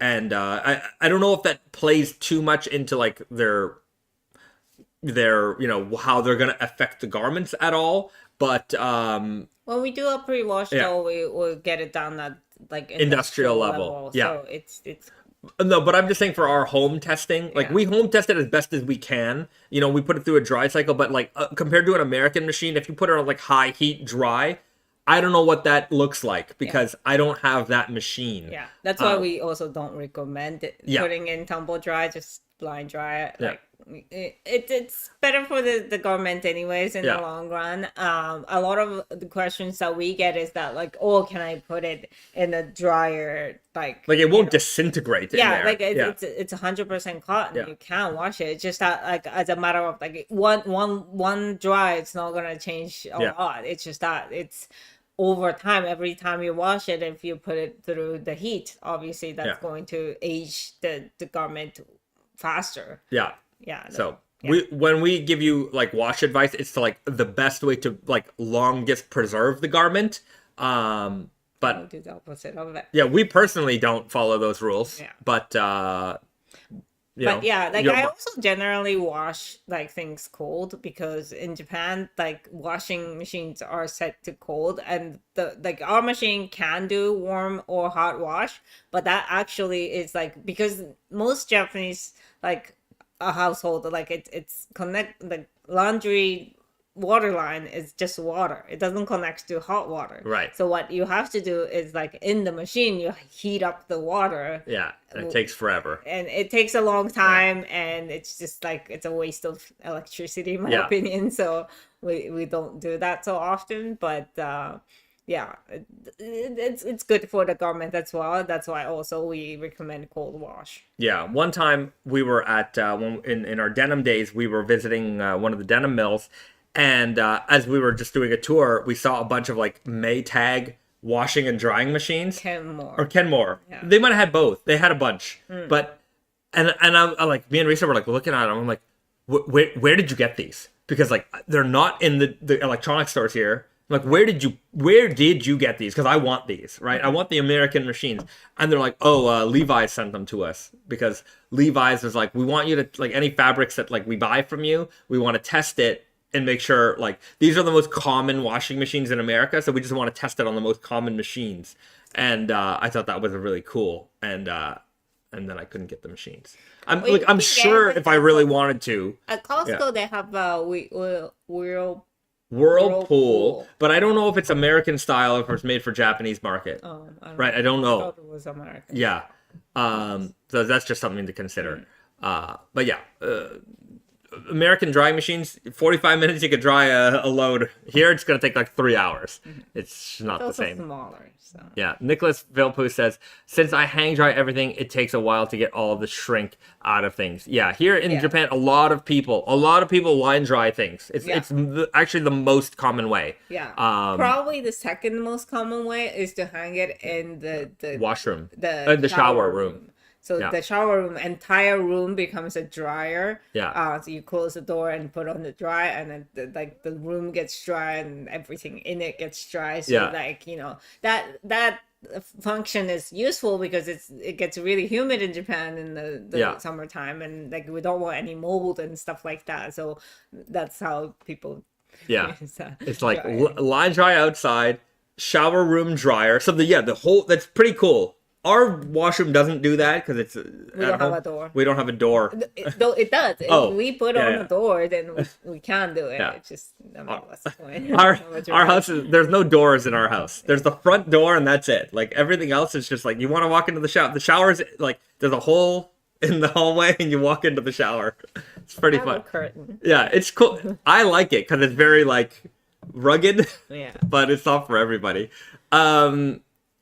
But so yeah, it's you line dry, you put it in your shower room dry, or like you'll have a line inside the house, like maybe it's rainy season or something, you just have to put it by the window. So a lot of people have like a line inside the house to dry it. But yeah, most homes do not have a dryer. Mm-hmm. That is not as common. Yeah, the Raven says, I love line drying. I only use dryers for towels. I find drying better for the garments. Line drying better for the garments. Maybe so. In our household, we don't have the time to line dry. Also, kind of, you live in California. Oh, that's right? true. Like, Yeah. Like, it's a different story here. Where it's like it rains every day. You can't do laundry. Yeah, right. So that's a tough one. Okay, everybody. You know what? I think we're gonna leave it there. Mm-hmm. We're gonna get into snack time because we haven't done snack time in a while, and we actually have a very interesting snack time.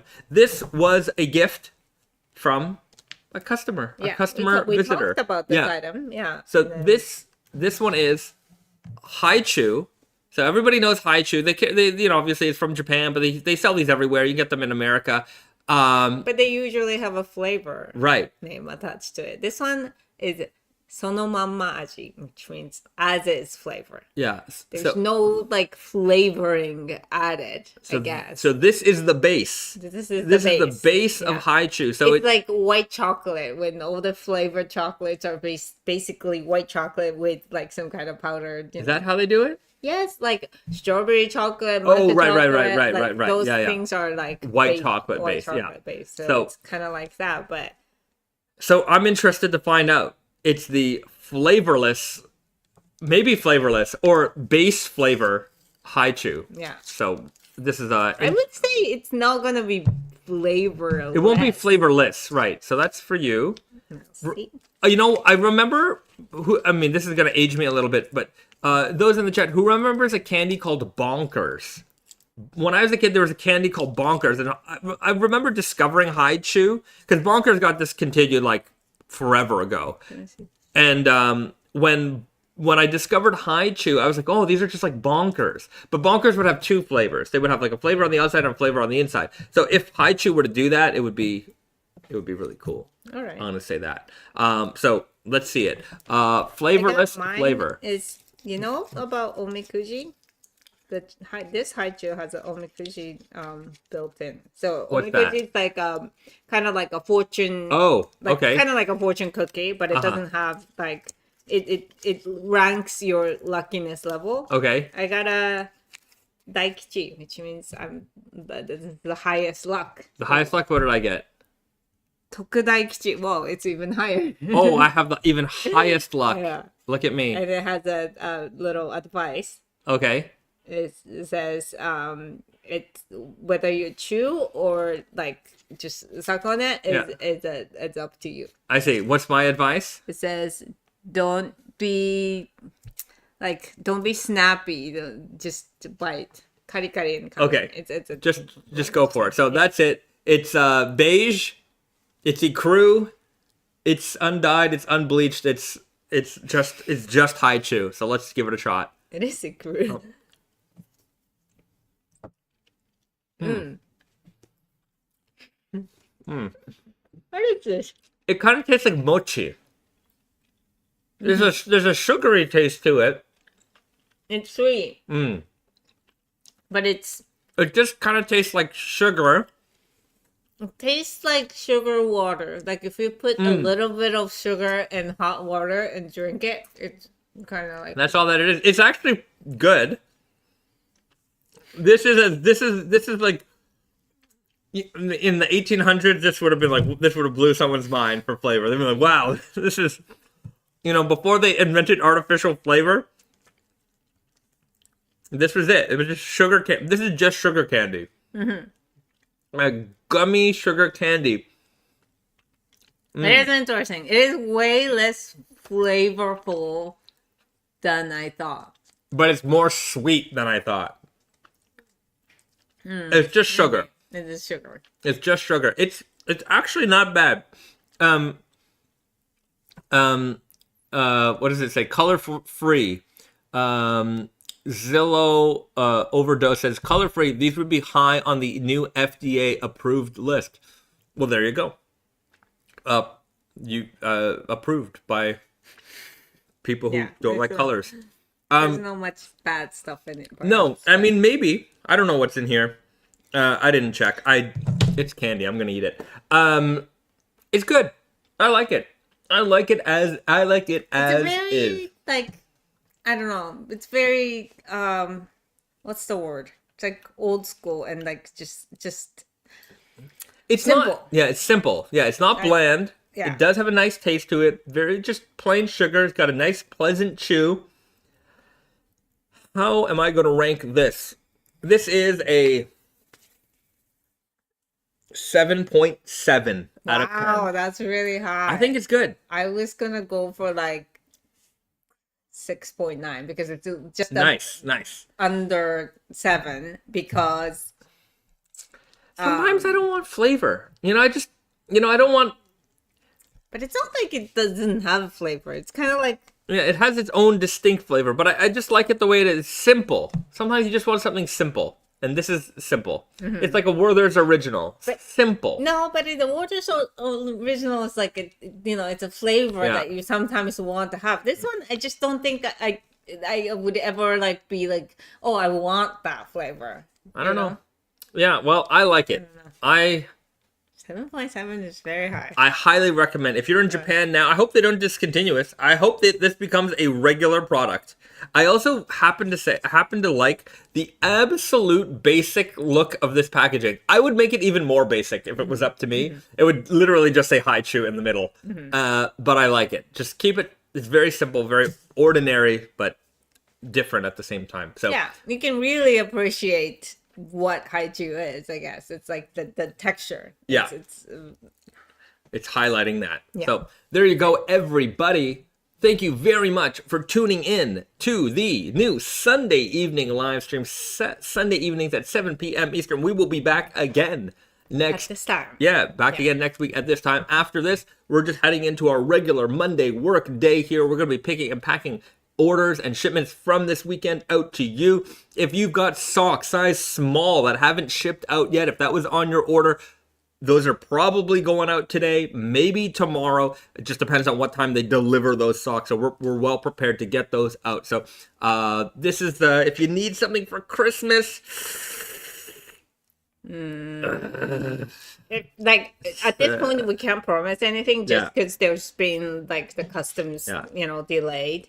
If you're not counting on it for Christmas, place might your get order. it. Yeah, You might you get might it. get But if it's an absolute desperate move and you need to make sure it's there for Christmas, can't guarantee it at this point, but we will do our darndest to get it out the door ASAP. Okay? Yeah. So there you go. Yak hats are back. Socks are size smalls are coming in. We're shipping orders out. It's been a great live stream, everybody. So with that all said, do something nice for yourselves. Do something nice for somebody else. We'll see you back again next week. Have a good one, everyone. All right. Bye, every guys. for watching. Bye, every guys. Every guys. Every 5 guys. Go.